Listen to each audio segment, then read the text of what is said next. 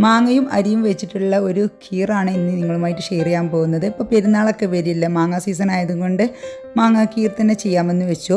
അപ്പോൾ എല്ലാവരും തയ്യാറാക്കി നോക്കിയിട്ട് ഫീഡ്ബാക്കൊക്കെ അറിയിക്കാം.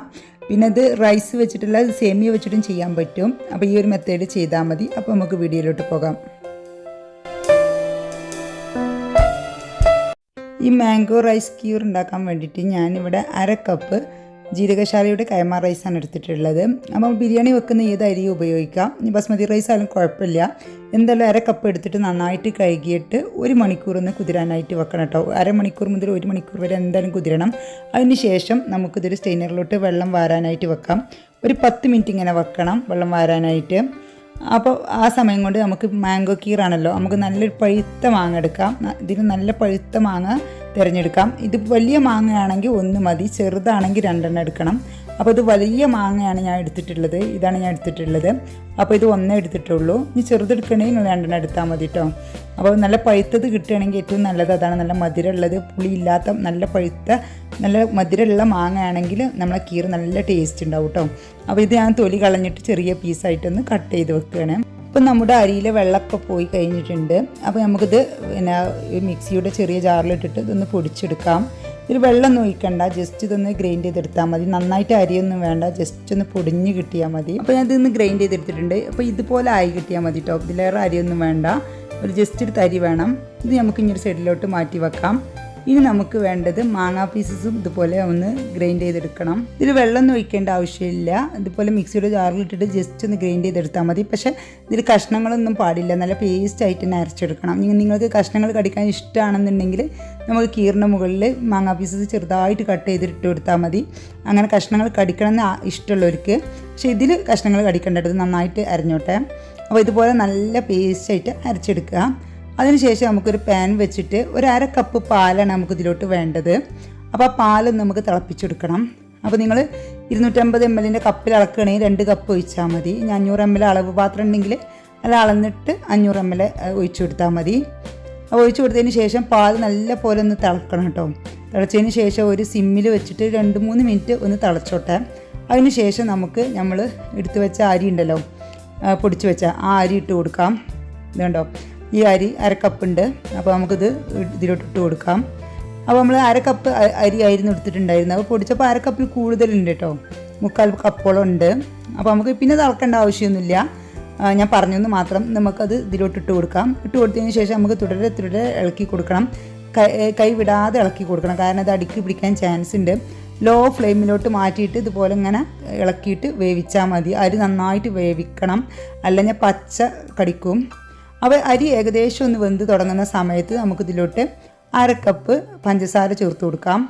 അരി അത്യാവശ്യം ഒന്ന് വെന്ത് തുടങ്ങിയതിന് ശേഷം മാത്രം പഞ്ചസാര ചേർത്താൽ മതി. പഞ്ചസാര ചേർത്ത് കൊടുത്താൽ അരി പെട്ടെന്ന് വെന്ത് കിട്ടില്ല, അതുകൊണ്ടാണ്.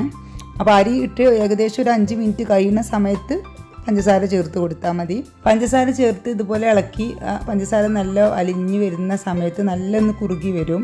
ഇതുപോലെ കുറുകി വരുന്ന സമയത്ത് നമുക്കിതിലോട്ട് കുറച്ച് അണ്ടിപ്പരിപ്പും അതുപോലെ ബദാമും ചെറിയ സ്ലൈസായിട്ട് കട്ട് ചെയ്ത് ഞാൻ ചേർത്ത് കൊടുക്കുന്നുണ്ട്. ഇത് ഇപ്പോൾ വേണമെങ്കിൽ ചേർത്ത് കൊടുത്താൽ മതി, അല്ലെങ്കിൽ ഇത് ലാസ്റ്റ് ചേർത്ത് കൊടുത്താൽ മതി കേട്ടോ. അത് നിങ്ങളുടെ ഇഷ്ടത്തിനനുസരിച്ച് ചേർത്ത് കൊടുക്കാം. ഞാനിപ്പോൾ ഇത് ഇതിൽ കിടന്നിട്ട് അതിൻ്റെ ഒരു ഫ്ലേവർ കിട്ടിക്കോട്ടെ വെച്ചിട്ട് മുൻകൂർ ചേർത്തതാണ്. ലാസ്റ്റ് സെർവ് ചെയ്യുന്ന സമയത്ത് ചേർത്ത് കൊടുത്താലും മതി. ഇനി നമുക്കിതിലോട്ട് നമ്മൾ അരച്ച മാങ്ങാ പേസ്റ്റ് ചേർത്ത് കൊടുക്കാം. നിങ്ങൾ അണ്ടിപ്പരിപ്പും ബദാമും ഇപ്പോൾ ചേർക്കുന്നില്ലെങ്കിൽ അരിയിലുള്ള സേമിയയിലാണ് ഈ ഒരു മാംഗോ ഖീർ തയ്യാറാക്കുന്നുവെങ്കിൽ നമ്മൾ അരി പൊടിച്ച് ചേർക്കുന്നത് ആ ഭാഗം സ്കിപ്പ് ചെയ്തിട്ട് ആ സമയത്ത് 1/2 കപ്പ് സേമിയ ചേർത്ത് കൊടുത്താൽ മതി. അപ്പോൾ പാല് തിളച്ച് വരുമ്പോൾ സേമിയ ചേർക്കുക. സേമിയ അത്യാവശ്യം വെന്ത് വരുമ്പോൾ പഞ്ചസാര ചേർക്കുക, അത്ര മാറ്റേ ഉള്ളൂ. ബാക്കിയൊക്കെ ഇതുപോലെ തന്നെ ചെയ്താൽ മതി. ഒക്കെ ഇതേ അളവ് തന്നെ എടുത്താലും മതി. അരി നമുക്ക് 1/2 കപ്പ് എടുക്കുന്ന സ്ഥാനത്ത് 1/2 കപ്പ് സേമിയ എടുത്താൽ മതി. സേമിയ എടുക്കുമ്പോൾ അത് തിന്ന് സേമിയ ഉണ്ടല്ലോ, ഓവർ തിന്നല്ല, ഒരു പാകം വലിപ്പമുള്ള അത് ചേർക്കുന്നതാണ് നല്ലത്. അത് വറുത്ത സേമിയ ആയിട്ട് വാങ്ങാൻ കിട്ടും. അത് ചേർത്തുണ്ടാക്കുമ്പോൾ നല്ലൊരു ടേസ്റ്റാണ്. ഓവർ കട്ടിയുള്ള സേമിയയുടെ ഇല്ലാതെ ഓവർ തിന്നും വേണ്ട, ഒരു ആവറേജ് വലിപ്പമുള്ള ഒരു മിതമായ വലിപ്പമുള്ള കട്ടിയുള്ള സേമിയ ഉണ്ട്, അതെടുത്താൽ മതി. ഇനി നമുക്കിത് നന്നായിട്ടൊന്ന് ഇളക്കി കൊടുക്കാം. ഇപ്പോൾ ഈ തിക്കായി വരുന്ന സമയത്ത് നന്നായിട്ട് ഇളക്കി കൊടുക്കണം, അല്ലെങ്കിൽ ഇത് പെട്ടെന്ന് അടുക്കി പിടിക്കും. പിന്നെ അതുപോലെ ലോ ഫ്ലെയിമിലോട്ട് ആക്കാനും മറക്കരുത് കേട്ടോ. ഇനിയിപ്പോൾ ഇത് നമുക്ക് ഇതിലോട്ട് ഇനി കണ്ടൻസ്ഡ് മിൽക്കാണ് ചേർക്കാനുള്ളത്. അപ്പോൾ ഞാനിവിടെ ഒരു 4 ടേബിൾ സ്പൂൺ കണ്ടൻസ്ഡ് മിൽക്ക് ചേർക്കുന്നുണ്ട്. അപ്പോൾ ഈ ഒരു കണ്ടൻസ്ഡ് മിൽക്ക് ഞാൻ വീട്ടിലുണ്ടാക്കിയതാണ്. അപ്പോൾ അതാണ് പാത്രത്തിൽ നിന്ന് ഒഴിക്കുന്നത് കേട്ടോ. അപ്പോൾ നമുക്ക് വീട്ടിൽ നിന്ന് ഉണ്ടാക്കിയെടുക്കാൻ നല്ല എളുപ്പമാണ് കണ്ടൻസ്ഡ് മിൽക്ക്. ഇപ്പോൾ പാൽപ്പൊടിയിലും പാലിലൊക്കെ ചെയ്യാൻ പറ്റും. അപ്പോൾ ഇത് നല്ലപോലെ ആയിട്ടുണ്ട്. അപ്പോൾ കണ്ടൻസ്ഡ് മിൽക്കും കൂടി ചേർത്തതിന് ശേഷം നമുക്ക് നല്ലപോലെ ഒന്ന് മിക്സ് ചെയ്തെടുക്കാം. നമ്മുടെ കണ്ടൻസ്ഡ് മിൽക്ക് എല്ലാ ഭാഗത്തും എത്തുന്ന രീതിയിൽ ജസ്റ്റ് നന്നായിട്ടൊന്ന് മിക്സ് ചെയ്തെടുക്കുക. ഇനി നമുക്ക് ഇതിലോട്ട് വേണ്ടത് ഫ്രഷ് ക്രീമാണ്. ഫ്രഷ് ക്രീം നിങ്ങൾക്ക് കടയിൽ നിന്ന് വാങ്ങിയതുണ്ടെങ്കിൽ അത് ചേർത്ത് കൊടുക്കാം. കണ്ടൻസ്ഡ് മിൽക്കോ തന്നെ കടയിൽ നിന്ന് വാങ്ങിയതുണ്ടെങ്കിൽ അത് ചേർത്ത് കൊടുക്കാം. ഇനിയിപ്പോൾ വീട്ടിലുണ്ടാക്കിയ ഫ്രഷ് ക്രീമാണെങ്കിൽ അതങ്ങനെ ചേർത്ത് കൊടുത്താലും മതി. ഞാനിതിവിടെ വീട്ടിലുണ്ടാക്കിയ ക്രീമാണ് കേട്ടോ. ഇത് ഞാനിവിടെ പാൽപ്പാടയിൽ നിന്ന് ഉണ്ടാക്കിയതാണ്.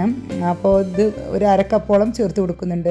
ഫ്രഷ് ക്രീമും കൂടി ചേർത്ത് കൊടുത്തതിന് ശേഷം നമുക്ക് നന്നായിട്ട് ഇളക്കി മിക്സ് ചെയ്യാം എല്ലാ ഭാഗത്തോട്ട് എത്തുന്ന രീതിയിൽ. ഇനിയിപ്പോൾ നിങ്ങൾക്ക് ഇതിലോട്ട് കുങ്കുമപ്പൂവിൻ്റെ ഫ്ലേവർ ഇഷ്ടമാണെങ്കിൽ കുങ്കുമപ്പൂവ് ചേർത്ത് കൊടുക്കാം. കുങ്കുമപ്പൂവ് ചേർത്ത് കൊടുക്കുകയാണെങ്കിൽ നമ്മൾ അരി ചേർത്ത് കൊടുത്തില്ല, ആ സമയത്ത് ചേർത്ത് കൊടുക്കണം കേട്ടോ.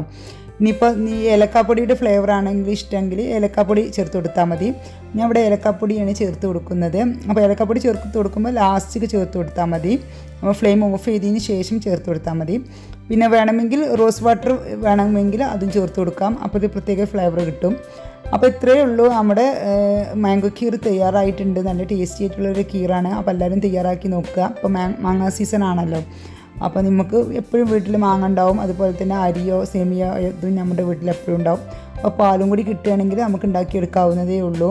കുട്ടികൾക്ക് നമുക്ക് ഒരു സ്വീറ്റായിട്ട് ചോറ് കഴിച്ചതിന് ശേഷമൊക്കെ ഒന്ന് കൊടുക്കാൻ വേണ്ടിയിട്ട് നല്ലതാണ്. പിന്നെ പെരുന്നാളല്ലേ വരുന്നത്, പെരുന്നാളിന് ഒരു ഡിസേർട്ട് എന്ന നിലയിൽ തയ്യാറാക്കി കൊടുക്കാവുന്ന നല്ലൊരു റെസിപ്പിയാണ്. അപ്പോൾ എല്ലാവരും തയ്യാറാക്കി നോക്കുക. അപ്പോൾ ഇനി നമുക്ക് 1/2 ടീസ്പൂൺ ഏലക്ക പൗഡറും കൂടി ഞാൻ ചേർത്ത് കൊടുക്കുന്നുണ്ട്. ഇനിയിപ്പോൾ നിങ്ങൾക്ക് റോസ് വാട്ടർ ചേർക്കണം എന്നുണ്ടെങ്കിൽ ഈ ഒരു ടൈമിൽ ചേർത്ത് കൊടുക്കാം. പക്ഷെ ഞാൻ ചേർത്ത് കൊടുക്കുന്നില്ല. പിന്നെ ഇത് സെർവ് ചെയ്യുന്ന സമയത്ത് മാങ്ങാ പീസസ് ചെറുതായിട്ട് കട്ട് ചെയ്തിട്ട് അതിന് മുകളിലിട്ടിട്ട് വിളമ്പണമെങ്കിൽ അങ്ങനെ വിളമ്പാം. അതല്ല അണ്ടിപ്പരിപ്പും ബദാമും പിസ്തയും ചെറുതായിട്ട് കട്ട് ചെയ്തിട്ട് ഇട്ട് കൊടുക്കണം എന്നുണ്ടെങ്കിൽ അങ്ങനെയും ചെയ്യാം. ഞാനിപ്പോൾ അത് മുൻകൂർ എല്ലാം ചേർത്തത് കൊണ്ട് ഇനിയിപ്പോൾ ഞാൻ ചേർക്കുന്നില്ല, ഡയറക്റ്റ് സെർവ് ചെയ്യണം. ചൂടോട് കൂടി തന്നെയാണ് നിങ്ങൾക്ക് കഴിക്കാൻ ഇഷ്ടം എന്നുണ്ടെങ്കിൽ നമുക്ക് ഇളം ചൂടോട് കൂടി തന്നെ അത് സെർവ് ചെയ്യാം. അതല്ല തണുപ്പിച്ച് കഴിക്കാനാണ് ഇഷ്ടം എന്നുണ്ടെങ്കിൽ ഫ്രിഡ്ജിൽ വെച്ചിട്ട് തണുപ്പിച്ചിട്ടും സെർവ് ചെയ്യാം. തണുപ്പിച്ച് കഴിക്കുന്നതാണ് കുട്ടികൾക്കൊക്കെ ഇഷ്ടമുണ്ടാവുക. ഇളം ചൂടോട് കൂടി കഴിക്കാൻ ആഗ്രഹമുള്ളവർക്ക് അങ്ങനെയും കഴിക്കാം. നമ്മൾ പായസമൊക്കെ കുടിക്കുന്ന പോലെ തന്നെ അങ്ങനെയും ടേസ്റ്റ് ഉണ്ടാവും. ഇപ്പോൾ തണുത്തത് കഴിക്കാത്തവരൊക്കെ ഉണ്ടാവുമല്ലോ, അങ്ങനത്തെ ഇങ്ങനെയും ചെയ്യാം. എങ്ങനെ വേണമെങ്കിലും ഇത് സെർവ് ചെയ്യാം. അതൊക്കെ നമ്മുടെ ഇഷ്ടത്തിനനുസരിച്ച് നമുക്ക് സെർവ് ചെയ്യാം. ഇനി നിങ്ങൾക്ക് ഇപ്പോൾ അരിയിൽ വെച്ചിട്ട് ഉണ്ടാക്കുന്ന ഇഷ്ടമില്ല എന്നുണ്ടെങ്കിൽ സേമിയ വെച്ചിട്ട് തയ്യാറാക്കാം. സേമിയ വെച്ചിട്ട് തയ്യാറാക്കാൻ അരിയിൽ വെച്ച് തയ്യാറാക്കുന്നതിലേറെ ഈസിയാണ്. വെള്ളത്തിലിട്ട് കുതിർത്തുകയോ പൊടിക്കുകയോ ഒന്നും വേണ്ട. പാല് തിളപ്പിച്ചിട്ട് ഡയറക്റ്റ് സേമിയ അങ്ങോട്ട് ഇട്ട് കൊടുത്താൽ മതി. നല്ല ഈസി ആയിട്ട് തയ്യാറാക്കാൻ പറ്റും. അപ്പോൾ എല്ലാവർക്കും ഇഷ്ടമാവുമെന്ന് വിചാരിക്കുന്നു. ഇഷ്ടമായ ഫ്രണ്ട്സിനും ഫാമിലിക്കൊക്കെ ഒന്ന് ഷെയർ ചെയ്യുക. ഇതുവരെയും എൻ്റെ ചാനൽ സബ്സ്ക്രൈബ് ചെയ്യാതെയാണ് കാണുന്നതെങ്കിൽ ഒന്ന് സബ്സ്ക്രൈബ് ചെയ്ത് സപ്പോർട്ട് ചെയ്യുക. അപ്പോൾ എല്ലാവർക്കും എൻ്റെ നന്ദി, നമസ്കാരം.